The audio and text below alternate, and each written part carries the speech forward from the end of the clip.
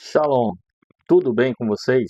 Olha, hoje nós vamos iniciar uma das partes que nós vamos falar sobre a nossa Paraxá Kitse, que quer dizer quando saíres. Eu já estou com algumas pessoas que estão estudando aqui comigo e de vez em quando eu vou olhar para lá para falar com eles, mas também vou falar com vocês aqui, tá bom? Acompanhe a nossa gravação aí até o final do nosso estudo. Esse estudo ele vai ser dividido, eu acho que no máximo em 4 partes ou 3 partes. Vai depender muito do decorrer do que a gente vai estar falando sobre a nossa paraxá. Porque se você imaginar, a nossa paraxá ela tem mais de 70 mitzvot, ou seja, mandamentos, mais de 70 mandamentos. Então é muita coisa para a gente estudar, mas só que a gente não vai falar sobre tudo isso, tá bom? A gente vai falar sobre as partes mais importantes e que são é, colocados na época de Israel, mas também nos dias de hoje, tá bom? Seja muito bem-vindo. Eu sou o mentor Francisco Júnior e nós estamos falando em nome da comunidade messiânica Beit Torá, tá bom? Fique à vontade. Se você quiser perguntar e a gente puder responder, a gente vai estar respondendo as questões que vocês vão estar colocando aqui pra gente, tá bom? Vamos lá. Nós vamos hoje falar sobre o estudo da nossa Paraxá Kitse. O estudo da Paraxá Kitse, que quer dizer quando sair, a Paraxá Kitse está no livro de Deuteronômio, o Devarim, o Sefer Devarim, vai do capítulo 21, versículo 10, até o capítulo 25, versículo 19, no livro de Deuteronômio. Na Brit Hadashah, que é a aliança renovada, ou seja, como você conhece o Novo Testamento, ela vai estar em 1 Coríntios do 9, 1 Coríntios 9, do 4 ao 18. E a Haftarah, que é o complemento da nossa porção, da nossa Paraxá, ela está em Yeshayahu, que é Isaías 54, do 1 ao 10. Tá bom? Seja muito bem-vindo. Você, como você já ouviu falar, a nossa Paraxá Kitse, ela significa quando saíres. O estudo é encontrado no Sefer Devarim, e contém mais de 70 mandamentos.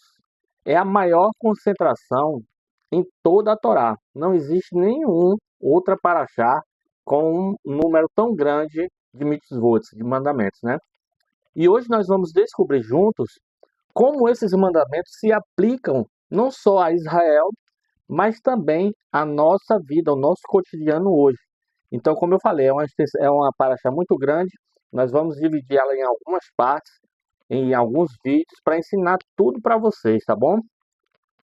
O contexto da nossa paraxá, ela nos fala que Moisés ele está falando, ditando as últimas partes do livro de Devarim, ou seja, de Deuteronômio. Ele está instruindo Israel antes de Israel entrar na Terra Prometida. Ele também está detalhando regras sobre guerra, família, justiça social, compaixão e responsabilidade no dia a dia. Então, são coisas do nosso cotidiano que a Paraxá está trazendo para a gente essa semana. E nós vamos estudar alguns dos principais ensinos da Paraxá. O primeiro deles é logo no início dos nossos capítulos, de Devarim 21, versículo 10, que fala sobre o soldado e a mulher cativa.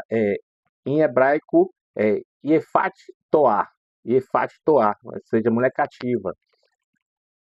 Então, a Torá ela reconhece que um soldado em período de guerra tem fraquezas humanas, não é verdade?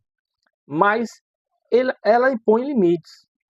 Isso nos ensina que impulsos devem ser controlados e transformados em responsabilidades.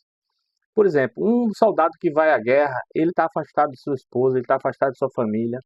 Então, uma das armas que os inimigos usavam era colocar mulheres sensuais para andar no meio dos soldados, ali no acampamento dos soldados, tentando seduzi-los. Para o quê? Para poder distraí-los com a beleza, com a formosura dessas mulheres. Então, eles vinham num contra-ataque. Na antiguidade, era comum os inimigos usarem mulheres bem vestidas para seduzir os soldados.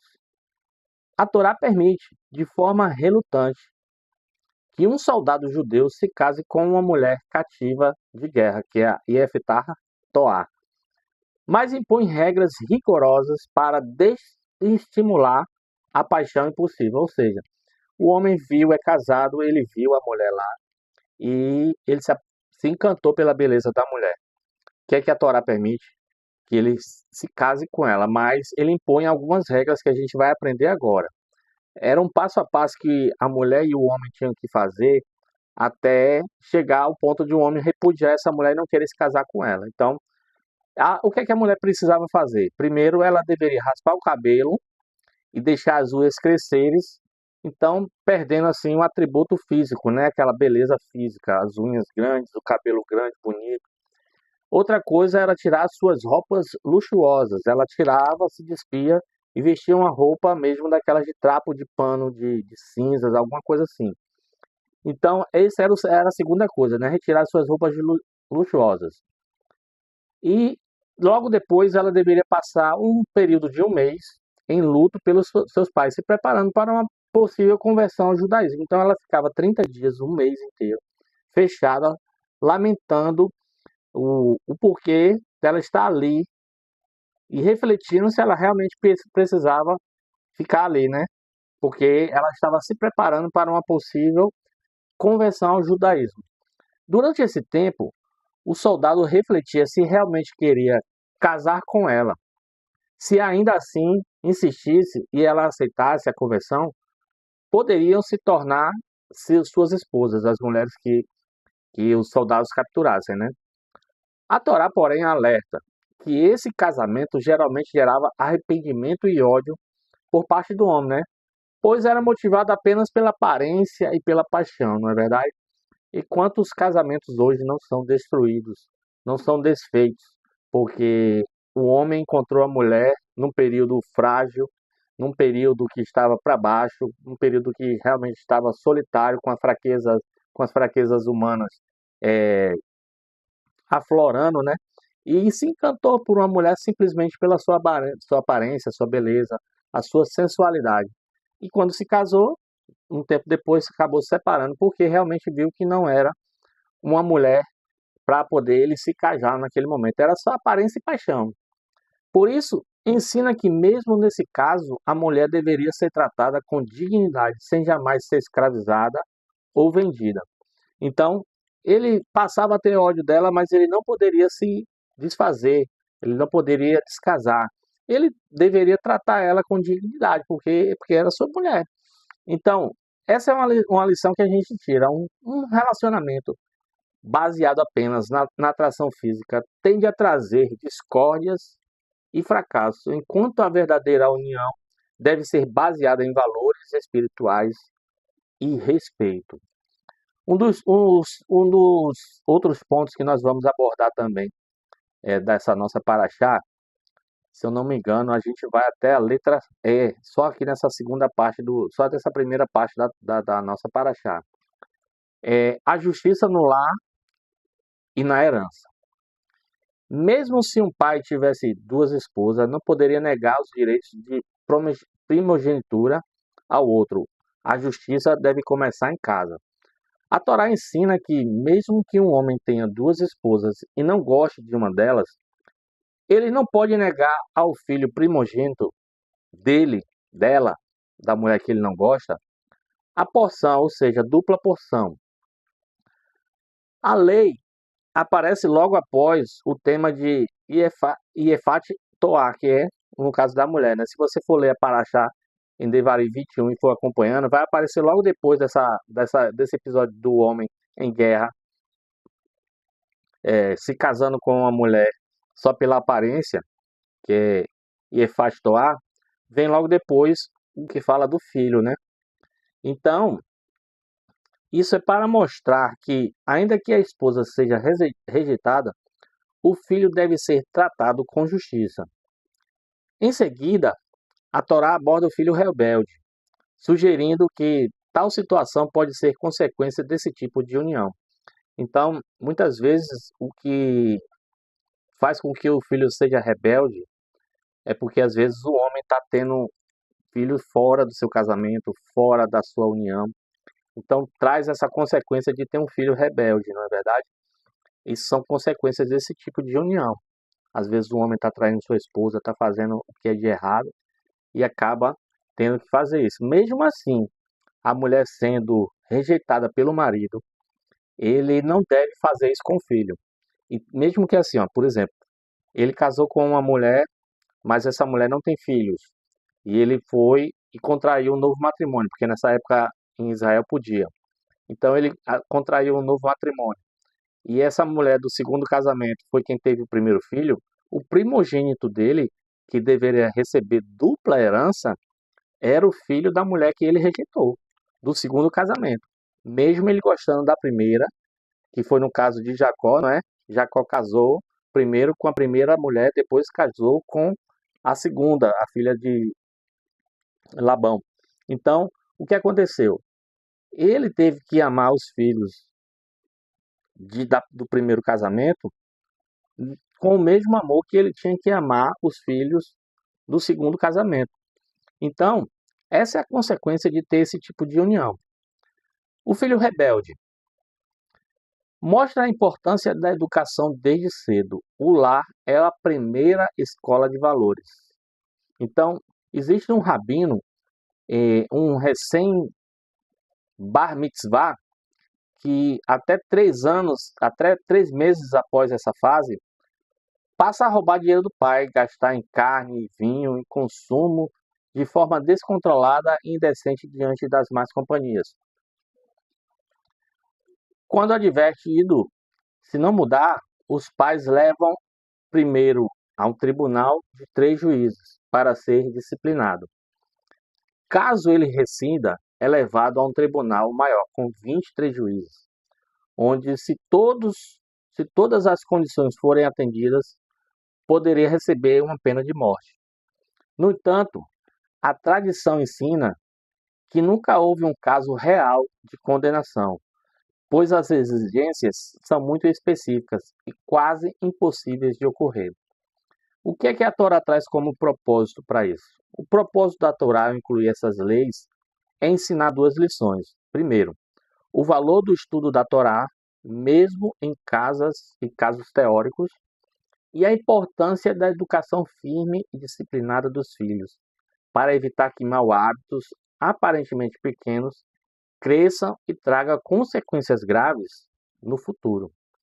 Em resumo, o ensino do Ben Sorré Humoré não é sobre executar jovens, mas sobre a responsabilidade dos pais em corrigir e educar seus filhos no caminho da Torá, formando assim adultos justos, gratos e realizados. Outro mandamento que nós vemos na Torá, nessa nossa paraxá aqui, é Hashavat Avedá, que é devolver objetos perdidos. E esse é um mandamento muito bom de se cumprir, é um mandamento muito fácil de se cumprir, porque é um mandamento da Torá devolver objetos perdidos ao seu dono. Mas existiam algumas exceções. Por exemplo, se o, se o objeto vale menos que uma perutá, que é um valor muito simbólico, eu acho que se essa perutá equivale a 5 centavos. Então não é necessário devolver, certo? Outra exceção, se o dono não puder identificar o objeto. Por exemplo, você achou uma nota no chão e o dono, ele que você quer devolver para ele, ele não consegue identificar a nota. Então você pode ficar. Exemplo, uma carteira com dinheiro deve ser guardada até que o dono identifique corretamente. Por exemplo, você achou uma carteira com dinheiro e a pessoa diz, ó, essa carteira é minha. O que é que você vai fazer? Então me diga o que é que tem dentro da carteira para ver se realmente é sua. Se ele falar tudo direitinho e tiver tudo o que ele disse dentro da carteira, você devolve. Em Jerusalém, antigamente tinha alguns locais para achados e perdidos. Mas depois da destruição do templo, o costume passou a ser anunciado nas sinagogas. Então, quando pessoas achavam as coisas, elas iam para a sinagoga e anunciava ali dentro da sinagoga que havia achado um objeto. Certa vez eu vou contar uma história. Certa vez um rabi viajou a Roma Lá ouviu um servo real proclamar: a rainha perdeu um bracelete precioso. Quem encontrar dentro de 30 dias receberá uma recompensa de 1.000 peças de ouro. Pronto. Se o bracelete for encontrado em posse de alguém após os 30 dias, ele será morto. Esse foi o decreto que o servo da rainha anunciou. A rainha tinha certeza de que a recompensa em moedas de ouro seria um incentivo para que procurassem o seu bracelete, né? Esperava que em breve alguém encontrasse e devolvesse. Um belo dia o Rabi foi passear na praia e viu algo brilhante na areia. O bracelete perdido que a rainha tinha acabado de perder foi o que ele achou. Então ele guardou o bracelete até que os 30 dias se findassem. Só então ele devolveu a rainha. Aí a rainha perguntou para ele: você sabe que há uma punição por devolver o bracelete após os 30 dias? Ele respondeu: sim. Por que então esperou tanto antes de devolver o bracelete? Perguntou ela. Queria mostrar a você, explicou Rabi, que a razão de eu ter devolvido o bracelete não é porque a temo, mas porque temo a Deus. Com isso, a rainha viu. Louvado seja o Deus dos judeus, exclamou a rainha. A mitzvah de Ahavat Avedá aplica-se apenas se o proprietário for judeu. Contudo, é de bom alvitre devolver um objeto perdido também a um não-judeu. Isso causa Kiddush Hashem, que é a santificação do nome. Então, a rainha viu o exemplo do Rabi que achou o bracelete. Ficou com ele 30 dias, não teve medo da punição. Quando ele falou que temia mais a Deus do que a ela reconheceu que o nome de Deus ali foi santificado. Kiddush Hashem. Então, as lições práticas que a gente tira dessa mitzvah, ela se aplica somente entre judeus, mas devolver a não-judeus gera Kiddush Hashem, como eu falei, né? A santificação do nome do Eterno. Ensina responsabilidade, honestidade e preocupação com o próximo. Mostra que a verdadeira justiça não é só cumprida a obrigação, mas muitas vezes fazer mais do que a lei exige. Em resumo, Rajavat Avedá é mais do que devolver um objeto, é uma oportunidade de demonstrar fé, santificar o nome de Deus e cultivar bondade e responsabilidade no dia a dia. Outra mitzvah, eu esqueci até de ampliar aqui, de deixar em negrito, é ajudar animais em dificuldades. Essa é uma mitzvah também muito fácil de ser cumprida. Se uma pessoa está viajando por uma estrada e percebe que um companheiro judeu cujo animal arriou, antigamente o transporte em Israel era através de animais, né? Os animais eram os que mais sofriam nessa trajetória aí. Então, se ele colocou um excesso de carga, o burrinho coitado arriou, não consegue mais andar. Então, devido a essa pesa de carga nas suas costas, ele não deve continuar a viagem, mas sim parar e ajudar o proprietário a descarregar o fardo que está sobre o animal. Se você vai viajando e você vê um animal arriado, cansado, com o peso que está carregando, vá lá e ajude. Hoje, como é que a gente pode fazer isso? A gente pode parar muito bem para ajudar uma pessoa que está com o seu carro em dificuldades. Às vezes tem famílias que viajam e o carro dá problema na estrada, não tem seguro, não tem a rodovia não é pedagiada para ela poder solicitar o reboque ali para poder transportar o carro até um local mais seguro. Então, se você consegue ajudar essa família, pare e ajude. Faça isso nos dias de hoje. O que acontece se o dono do animal disser assim, por favor, coloque a carga sobre o animal para mim, mas não quiser ajudar? Por exemplo, você foi lá ajudar ele, mas ele não quer ajudar. Ele quer que você tire tudo de cima do animal e coloque em cima do seu animal ou de uma carroça, mas ele não quer te ajudar. Você não é obrigado a fazer todo o trabalho sozinho, porém, se ele se recusar a ajudar a descarregar, precisamos fazer essa tarefa sozinhos. Já que o animal está sentindo desconforto e sofrendo, devemos fazer tudo para evitar Tissaabalaê, Sharaim, causar sofrimento a um ser vivo. Então, nesse caso, contudo, pode-se exigir pagamento por esse trabalho. A Torá quer que colaboremos com o judeu ou com o messiânico que precisa de auxílio. Outra mitzvah, respeitar a criação de Deus, como a mitzvah de ave mãe e dos ovos. Essa parte aqui nós vamos deixar para um próximo estudo. Nós já chegamos aqui a mais de 20 minutos falando sobre a nossa paraxá. Eu não quero fadar você, então a partir de agora a gente vai dividir essa aula em um novo vídeo, tá bom?